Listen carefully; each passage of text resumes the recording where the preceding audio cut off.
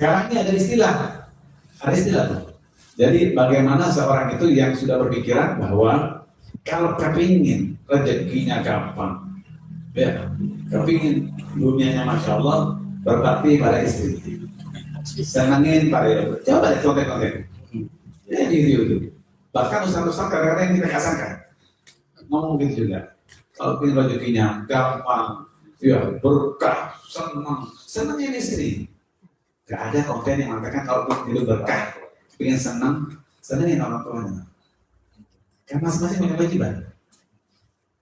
Tidak mengatakan kita tidak memperhatikan istri, ya istri. Rasulullah mengatakan khairukum ahli wa ana khairukum bi ahli. Tapi bukan artinya dengan hadis ini mengutamakan istri daripada orang tua. Orang tua senangin dulu.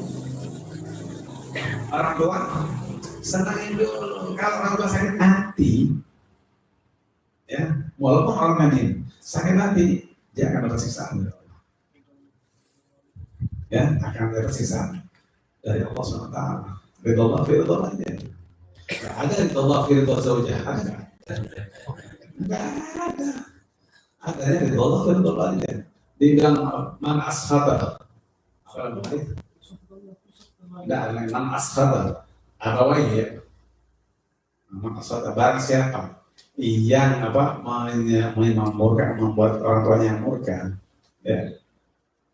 Dia seseorang yang membuat Allah ridho padanya dengan amalnya. Tapi buat orang tua yang murka, maka Allah pun murka. Ada hadis yang selain itu apa? Juga. Dan walaupun dia tapi kalau dia membuat ridho kedua orang tuanya, walaupun sama Allahnya masih ada kurang, Allah mengampuni semuanya. Yang penting kedua orang tuanya ridho. Bukan dalam hadis yang mengatakan kalau istrinya nggak ridho, Allah nggak ridho, enggak. Orang tua. Tapi di konten-konten kebalik. Perhatikan konten, saya ikutin konten-konten itu. Dan ini banyak dari yang orang nggak nangis, tapi benar gitu. Karena penyesatan umat sekarang. Penyesatan umat dibuat orang-orang itu hanya memperhatikan istri, orang tua dinomorduakan setelah istri. Yang disenangkan hanya istri.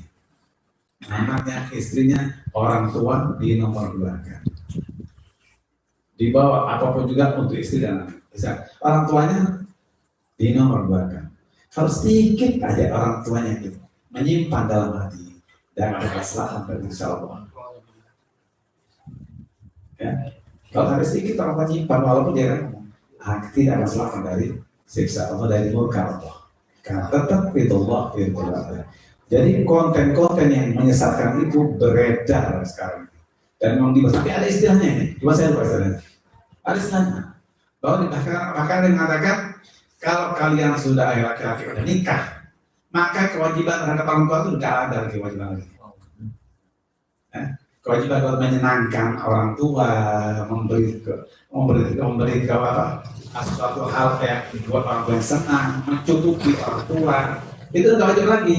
Yang wajib sekarang hanya terhadap istri, cukupin istri, senangkan istri. Ya, nanti kamu akan berkah, hidup akan berkah, rezeki akan melimpah, akan gampang semuanya.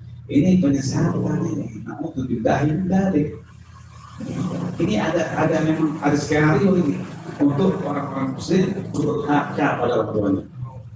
Dibuat anak-anak sekarang durhaka pada orang tuanya, tapi berbakti pada istri. Istri bisa putus, orang tua nggak bisa putus. Keputusan anak oleh orang tua apa? Di dunia, apa di akhirat? Di dunia dan akhirat. Karena salah satunya yang Allah akan dahulukan sebelum orang itu mati, balasan pada orang tua.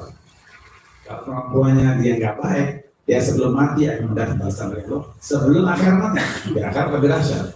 Tapi di dunia akan mendapat balasan dari Allah atas sakit hatinya orang tuanya itu akan obat dunia sebelum di akhirat. Ini nggak ada konten-konten yang benar seperti dilakukan sekarang. Ada ustaz-ustaz, ada ustaz, ada artis, ada segala macam yang ngomong semuanya. Konten ini sekarang beredar dari ustaznya sampai konten-konten artis yang selalu mengatakan semacam itu. Istri, orang tua diabaikan. Makanya Sekarang zaman sekarang orang banyak tuh yang laporan sama saya, banyak. Ya mobil bangsa saya yang dari mulai di kandungan kita hamil kita gedein gaya sama bapaknya juga begitu gede yang ditambahkan istri dan anak kita sama kita di nomor duanya. Apa betul tuh? Jadi saya tahunya konten-kontennya dan ini kayak laporan ke saya.